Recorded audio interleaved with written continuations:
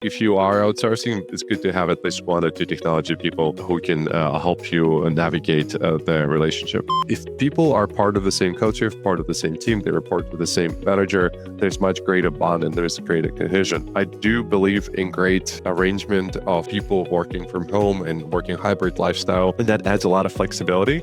Global culture is pretty much spoken in English. There is a lot of cultural overlap between how we dress, how we talk, colors we use, popular cultural idols, and so on. If you are a startup and you're a technologist at the startup, it is really hard to write technology which will perfectly capture the business model. It's basically an impossible task because the business model itself is still in the progress of being defined.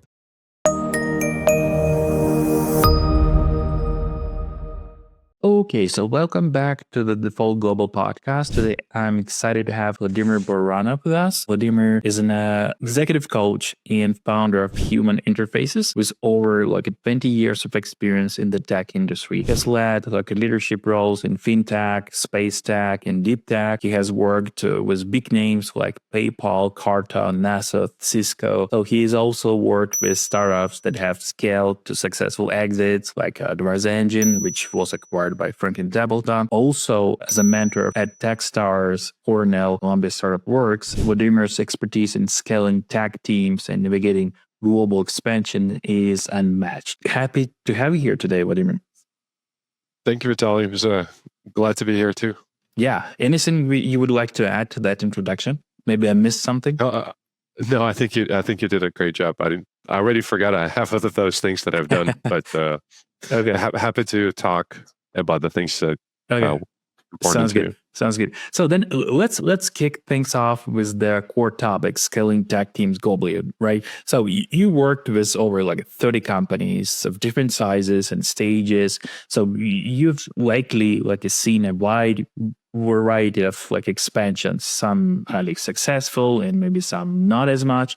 So to start, just maybe my first question would be, who should seriously consider building distributed tech teams outside of the US? At what stage does it make the most sense? Let's start with that. Yeah, absolutely. I think distributed tech teams outside of the US have interesting set of characteristics and features that might be beneficial to companies of all sizes. Okay. Now, I also want to say that distributed teams, if they're not built from scratch, have their own legacy and have their own reputation and also focus on specific types of the markets.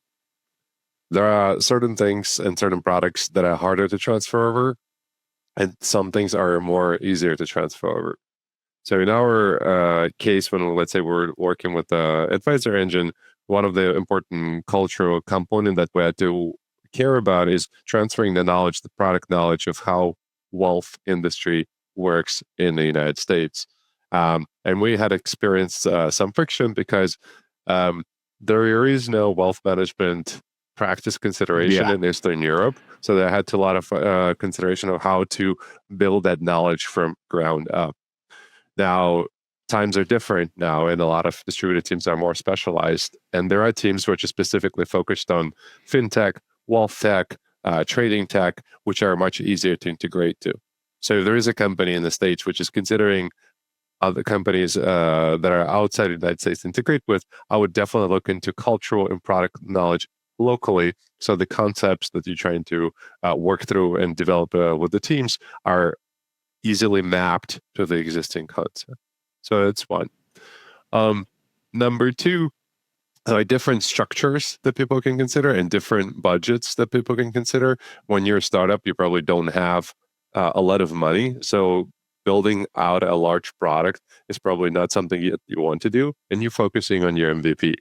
And you might want to look for the team which is more skilled at building MVP versus large milestone 3, 6, 12-month projects, because those teams are also configured for that specific need, right? Teams which are oriented more towards startups, they know what it means to be agile, they know what it means to deliver quick, they know what it means to deliver in small experiments versus foundationally solid software. and it kind of attributes to the culture, but this is more of a culture of tech and the size of the company. So I would say those two important factors to look at. One, what you're choosing. The third one is the benefits of having offshore company. Working with offshore company. One that comes to mind is cost, although those notions have been challenged lately with the different market statistics and also more maturing offshore market where the salaries went up and there's a lot more local developers available in the States. The second one is actually time zone. When you wake up as your leader and you want to look at things, you already have code ready for you to review. Now, you can say that you can probably have your own employees work in the same time zone, but it's slightly different. So there's definitely a benefit of that. There is also a benefit, even though culturally you might be different. A different culture might look at your problem and suggest something else that you have not considered. So I'd say those two kind of things to look at and two benefits that you can have when working with offshore teams. And there are like a different ways, so several models to engage developers across like locations, right? So on the one hand, we have outsourcing model, we have also staff augmentation model, and nowadays we have this kind of direct hiring or direct engagement with contractors through employee of record companies, right? So for a company just starting to scale globally, how do you recommend they decide which model, outsourcing, staff augmentation, or employee of record model suits their needs best? That's a good question, and I think there is no one right answer for every team because every team will be staffed differently. Some people might have already onshore developers. Some people might not have offshore developers, and they have already had another team.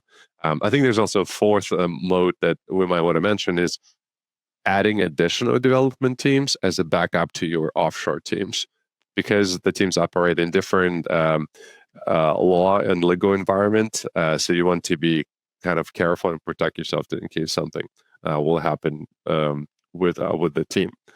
As far as different approaches, so I think the staff augmentation makes sense when you have a much larger company, when you just want to spin out an additional team, and you have, let's say, already have 5 pods of teams, and you just want to experiment on a specific project, or you want to spin out a team for, let's say, bugs and fixes. So I think that goes. You can experiment with multiple teams that way, and then decide on which one to go with at the end. I think direct engagement makes more sense when you're still very young company and you're still figuring out which developers might be good for you at the core of your company, and you don't want to pay the overhead for HR or recruiting, and you're willing to invest those hours yourself to find the right team. Also, if you don't have any technical staff at your company, I think full outsourcing does make sense, although I have to caveat that with it's going to be incredibly risky because you're basically putting all the product decisions in the hands of another company. Not that they have any inferior motives, but the gap is going to be too large to cross culturally, technology, and product-wise in order to optimize for the right delivery of the product. So I'd say if you are outsourcing, it's good to have at least one or two technology people onshore who can help you navigate the relationship. And this direct hiring through employee of record has become like a very popular in recent years among startups and enterprises. We have those billion-dollar companies like Deal, Oyster, Omnipresent, who just build their huge businesses around this specific problem, right? And I would like to hear maybe some more insights from your side. So, what are the key advantages of this model over traditional sourcing or staff augmentation? From let me rephrase it. How does it affect team culture, productivity, and cohesion, in the long term when you hire a talent directly, not through some middleman? I think that strategy is affordable to a certain size company. And the reason I'm saying because there is still a lot of overhead for actually recruiting, interviewing, understanding legal implications from HR perspectives, like what benefits to pay, what the holidays that the person can go to. So there's a lot of overhead that is involved.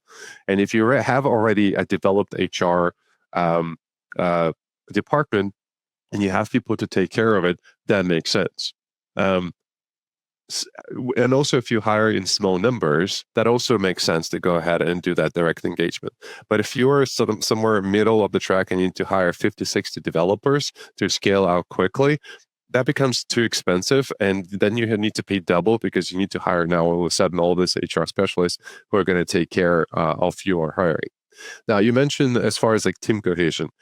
Is if people are part of the same culture, part of the same team, they report to the same manager, there's much greater bond and there's greater cohesion. Now, I do believe in great arrangement of people working from home and working hybrid lifestyle. And that adds a lot of flexibility. But however, if there is no foundational thing that they can rally around, a cultural block, it's much harder to keep that cohesion. Um, and if you are going to direct engagement, your company can be that culture. But what I've noticed is that that culture is really hard to translate between different countries. Because you could say one thing which you're really directing to your local staff in the United States, but then the same thing will not get translated the same way to the developers who are working in other countries. And if they're also working in very different countries, it's also much harder to collaborate. Now, I think also the vector of global culture is moving to the place where a lot of people start sharing a lot of more cultural attributes. I mean, we're not in 1980s or 1990s where we're separated by oceans, and we didn't have as good of an internet connection. In these days, global culture is pretty much spoken in English, and there's a lot of cultural overlap between how we dress, how we talk, colors we use, our popular cultural idols, and so on. So perhaps in the end, that argument will not actually be as strong as it is now for the bonding and people sharing culture attributes, and that will become less of a friction in the future. Yeah, and you mentioned this, but still, let's go deeper. Hiring is often one of the toughest parts of scaling, especially globally, right? So, what are some maybe key qualities that leaders should look for in remote engineers outside of the US and like beyond technical skills? Got it. So that's a difficult question because there is no right answer. Again, it's like depending on which kind of engineer you want to hire. If you want to hire a QA engineer, then you want attention to details and as thorough as possible. And you may not want to advocate to be agile as possible because then you're going to miss a lot of bugs. Then you have the front end engineer, and then you have the back end engineer. There's DevOps. I feel like all of those roles have different sets of questions that you want them to be asking in order for them to demonstrate whether or not they're able to interface. So you mentioned skills other than technology, able to interface with each other in order to form a more cohesive team. What is actually does come up from soft skills perspective and from personality perspective, this concept of agency and autonomy. It's where people can take very small amount of instructions and run with it without being supervised and deliver something that is useful and is actually matching the request. Or they also ask enough questions of the requirements of the task. So in the end, it's the conversation is optimized towards implementing the best possible product through conversation between the person who is asking and the person who is implementing. Naturally, a lot of developers are not the best communicators, just by the nature of our job and our education, which unfortunately fails us to train us how to be much better communicators.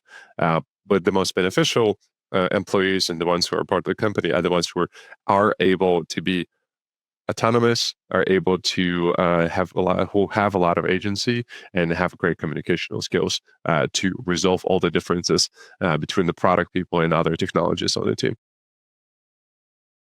And speaking about leadership, right? So many CTOs struggle with developing their emotional intelligence, especially when leading diverse and distributed teams. So how can tech leaders develop emotional intelligence to better manage the human side of their distributed technology teams? Can you Of talk more course. about this? Yeah, yeah. Obviously, every single person will be different. But what is helpful is to sometimes move away from the technical interfaces and technical conversations and try to focus on the human that is in front of you when you're trying to have that communication. One of the reasons I named my company, coaching company, Human Interfaces, is because I believe that is the experience that you're having as a technologist when you're interacting with another human. That you're not communicating through code, you're not communicating through technology, not communicating through database or like just the technical problem. You're focusing on the elements of the human that are part of that communication. It's their empathy, it's their report, it's their facial expressions, their body expressions, their tone of voice, it's their body posture. And all of those things build out a model in your head of another human whom you can relate better. And the more you can overlap emotionally, uh, energy wise, report wise, you're able to actually understand the other person better. And that then goes back to the technological expression of your communication. And you can then add it in a way that it lands much better with another person. But also, by listening to those signals better, you're able to see whether or not the person is understanding what you're saying, or you're able to change the way you're saying your words, or perhaps you can sense of when the other person needs a clarification of what you have said. Now, I've said a lot of things, but it's a long journey. And it's a long journey of self awareness and self observation.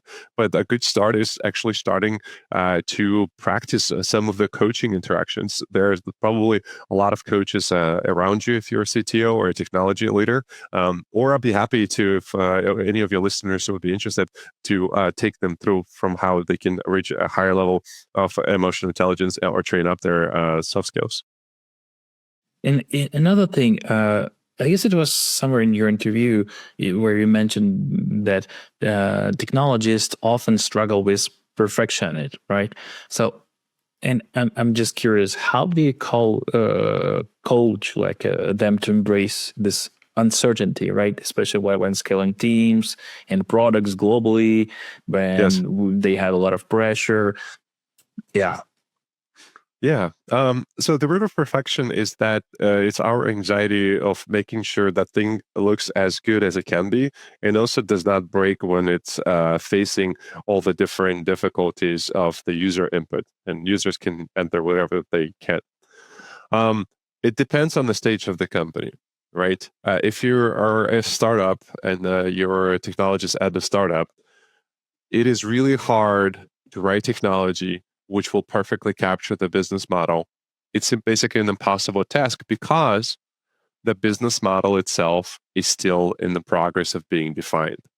So imagine if somebody gives you a half defined spec, there's no way you can build a perfect product, perfect technology around that because the business model itself is going through agile iterations of its development. So it's hard to build fundamental technology.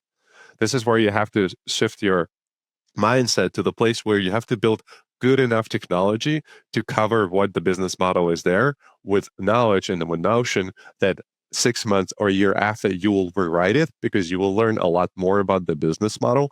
We will learn about more about the market, and then the technology which we'll come up with actually will be much more fitting to the business model that you're which was developed as part of the company. For the larger companies where the risks are much higher of screwing up, a better approach would be not an infinite number of hours being invested, but having bucketing a period of time that you're allowed to spend on a product, and then perhaps bringing in other people who will do the same thing, maybe lead architects or lead VPs, who will also spend maximum of 2 hours, right? And this will allow you to uh, stop investigating a specific problem for infinite amount of time. Mm-hmm. Mm-hmm. Okay, I guess we're good. It's been like such a pleasure having you on the show. We have covered like a lot of ground from building and scaling remote tech teams, right, across borders to different engagement models, and even like leadership and emotional intelligence. Yeah, thanks again, Vladimir. It's been a pleasure. Of course, Vitaly, it's my pleasure too. And also for a bonus to your listeners, my website is humaninterfaces.co. And if you add slash default dash global, they will be qualified for a free discovery session for coaching for 45 Oh minutes wow, if they visit the website. So, super cool. and it's humaninterfaces.co slash default global. We'll get you that link, calendar link, so you can schedule some time. Awesome. Thank you so much for that. Of course. See you.